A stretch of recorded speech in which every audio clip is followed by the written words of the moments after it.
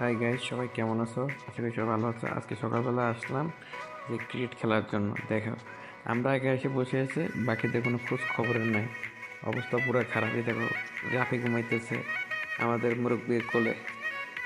তো এই হচ্ছে পরিস্থিতি। তারা বলতেছে ভিডিও যাতে না নেই। তো অবশেষে কিছু প্লেয়ার ছিল, আমরা টস হয়ে গেল। টসটা তো জয় অর্জন করেছে আমাদের আশিক। দেখুন তার অনুভূতিটা কি।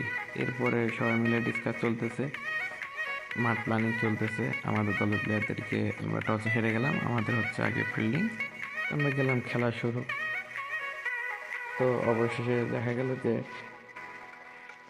আফিকদের একাদশ 12 বার রান করেছিল, 157। আমাদের 57 রানের টার্গেট দিয়েছিল, কিন্তু আমাদের রিয়াজুলের মতো একজন দুর্দান্ত গিল ক্রিস্টের মতো ব্যাটসম্যান, সে তার অত্যন্ত প্রহরে একাই ম্যাচটি জয় অর্জন করে নিয়ে নেয় আমাদের থেকে। প্রথম ম্যাচটি আমরা জয় অর্জন করি 6 উইকেটের বিনিময়ে। পরবর্তীতে এরপর আরও দুটি ম্যাচ খেলা হয়, দুটি ম্যাচেই আমাদের শোচনীয়ভাবে পরাজয় হয়।